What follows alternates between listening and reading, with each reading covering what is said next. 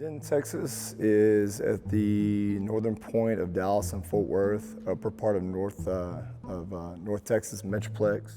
30 miles north of Fort Worth and Dallas, intersection of 35E and 35W. Denton Guyer is on the south side of Denton. It's a city just north of the Metroplex. It's where 35 East and 35 West come back together as you head towards Oklahoma. I think when you try to describe the Denton Guyer community, we always try to explain it. So you've got 150,000 people that live in Denton, and you've got different cultures in every part of Denton. And I think the southern part of Denton is a whole other culture to itself. I would say that Denton Guyer has a great tradition. The silver and black is hard-nosed, physical, competitive.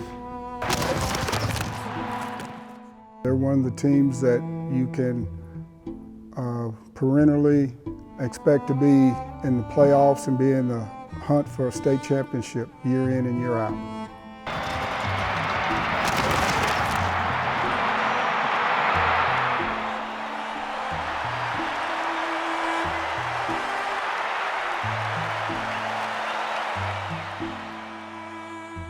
In 19 years that the school has been open, they've played for 5 state championships and won 2.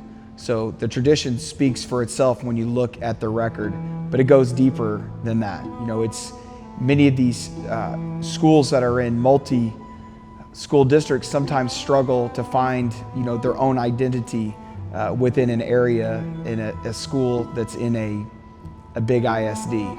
Truly, the Southside is a commitment from our community to really stand out and be something different. We use Southside and we use different breed, and I think there's no way better to describe our community and our school that way. It's something that's a 24/7 type thing. It's not just something that you do on occasionally. It's the way you drink water, it's the way you sleep, it's the way you eat, it's the way you carry your business on the daily. It's about us being different than everybody else. Kyle Keese, strength conditioning and safeties. And I've been a Guyer for 20 years.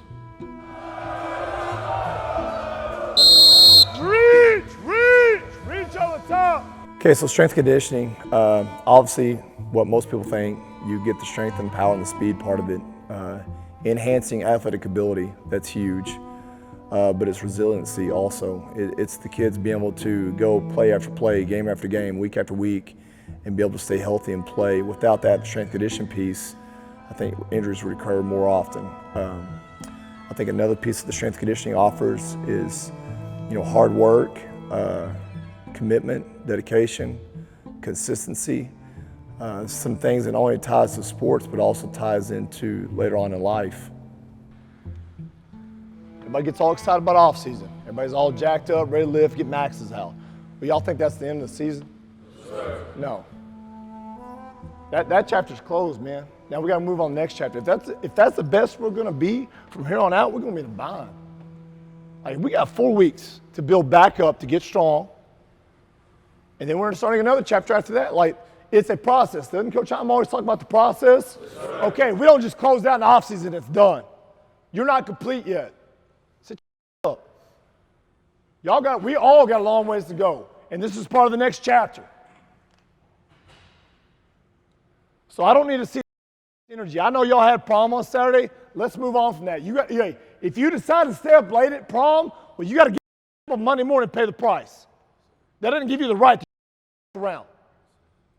Because I'm going to step on that field this afternoon and drag our because we ain't got many days out there. Some of y'all are trying to fight for position. Some of y'all trying to get your up by the bottom of that depth chart. But if you show up there with a terrible attitude and don't want to attitude, stay buried. You understand that? Yes, sir. Xavier Kwanu, class of 2025, defensive line. Corbin Glasgow, class of 2026, wide receiver. My name is Jackson Shockley, and I'm a 2025 tight end. My name is Sterling Schneider. I'm in the class of 2025, and I play running back. Quan Byers, 2025, offensive tackle. Caden Cobbs, I'm the class of 2026, and I play safety and running back.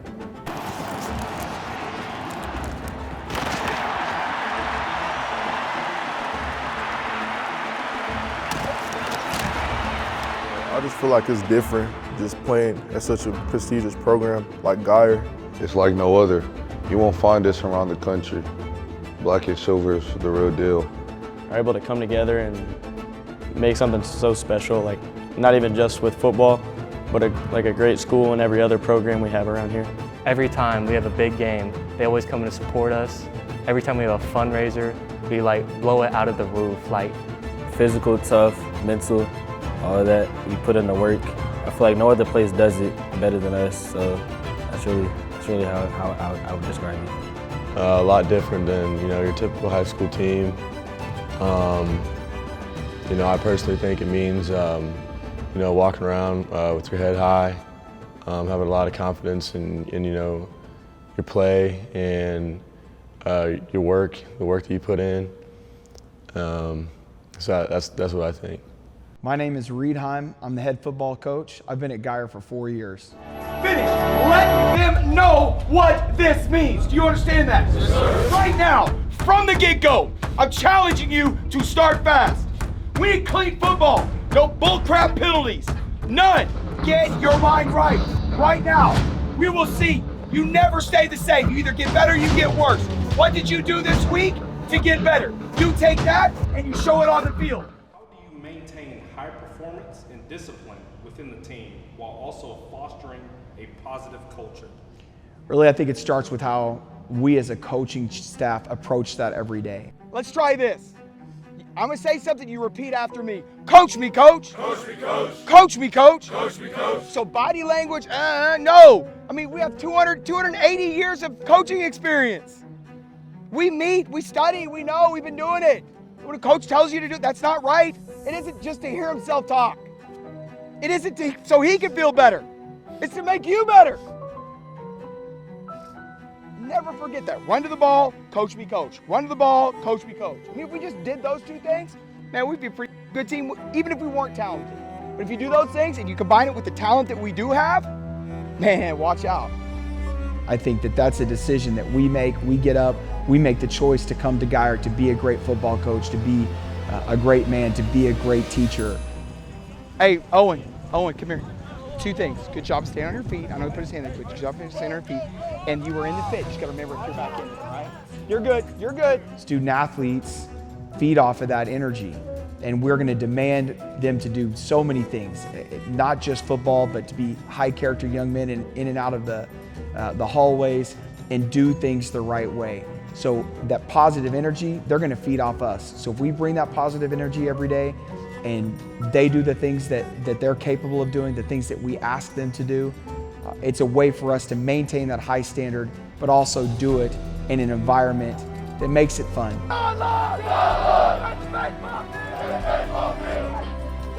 Because it can't be grind every day, every moment. We still have to take time to enjoy the game itself, to enjoy each other, and to enjoy the successes that we have. I'm Willie Williams. I'm an assistant defensive coach. I coach the safeties. I've been with Geyer here 4 years now. Zane Gilson, coach the cornerbacks. I've been at Geyer High School for 16 years. We try to teach them how to be a unit, a team, a good character person.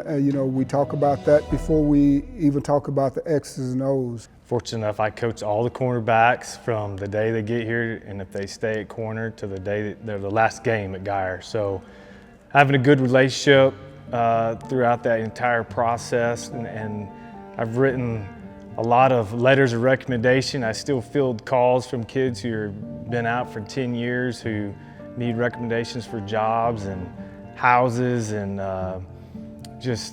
that's ultimately that's what it's about. As you're opening it up, you're getting back on your heels, and now you can't recover. You know what I'm saying? That's twice you've got on your heels. Now it's too hard to open your hips and run. Okay? Next time we'll quick jam.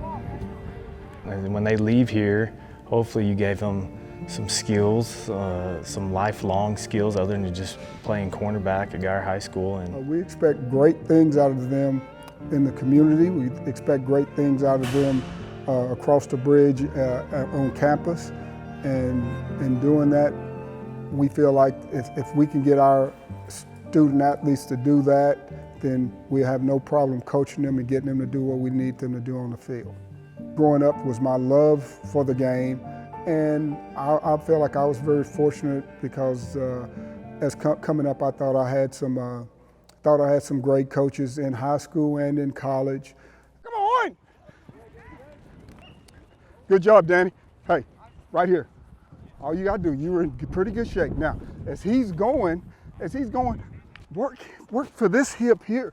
You went behind him. See, now he can use his body and shield you and make that play. You were in pretty good shape. Now come here where you got a chance to get that ball, okay? Work that near hip.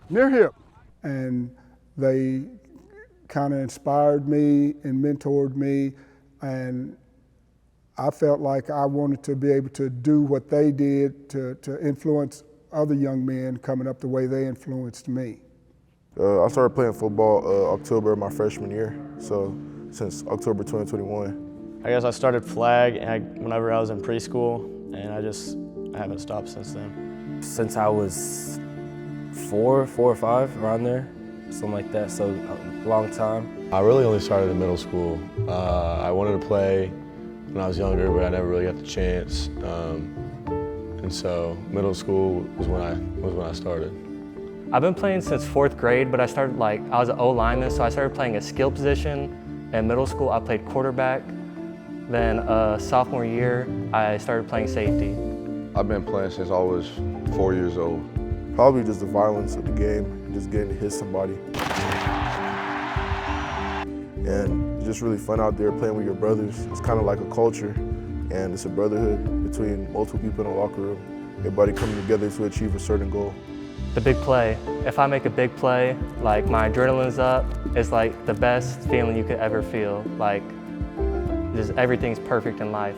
I think just the everyday grind, having something to keep looking forward to, having something to try and push myself, and really just having all these people around me, having such a good family with the Guyer football team. I enjoy the competitive part of it. I'm a big competitor. I love playing with a chip on my shoulder, and that's definitely my favorite thing about playing football is being competitive and making plays. Making new relationships with different people and newer people. Like, so I moved from Lake Dallas to here, so I had to get used to everybody, get new friends, new coaches, new teammates. So they just brought me in and comforted me and loved me and all that. So I would like to obviously have a great time, make a lot of great memories in high school. Be great with the guys I grew up with. Then move on and go to college, take that burden off my parents. Going to college for free, getting an education, just making my family proud.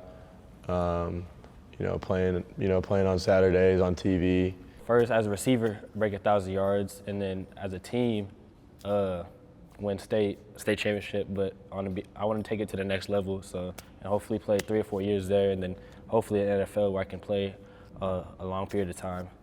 I'd like to be able to go play somewhere at the next level, and then as a team here, the senior year, I think everybody's goal here is to go and win a state championship, but my personal goal, I would love to go play somewhere at the next level. To make it all the way, NFL is always the dream. First and foremost, find out a lot about the young players, see what they've got. A lot of them have matured and improved themselves throughout the offseason. It's an opportunity for them to go out and prove themselves, fill some holes that may be gone from graduation last year. As a team, I see us learning from last year's experience and hopefully improving on it. I think our team as a whole is starting to bond a lot more. It's starting to grow. I think they're hungry, they're starving to improve. Well, spring football, like every year, is really trying to figure out what your team's like going to be in the fall. Now, we may not run exactly all the same calls or all the same plays. Web, cloud, more inside, more inside. Offensively or defensively, it's an opportunity for us to try some things out.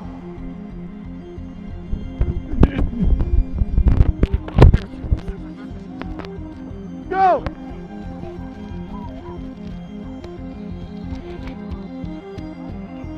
Uh-oh! What happened up front? Uh-oh!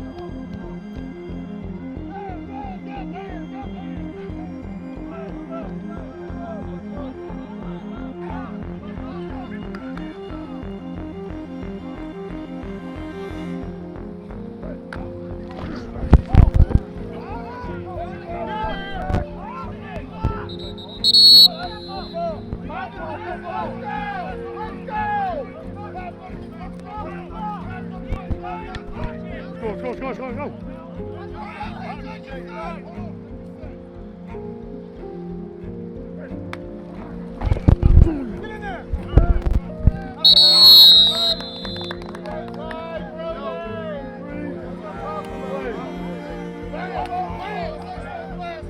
go! Or like us, when you have a young team that doesn't have as many returning starters, really you're trying to figure out who can help you on Friday night and teach the game of football. That's what makes spring ball unique.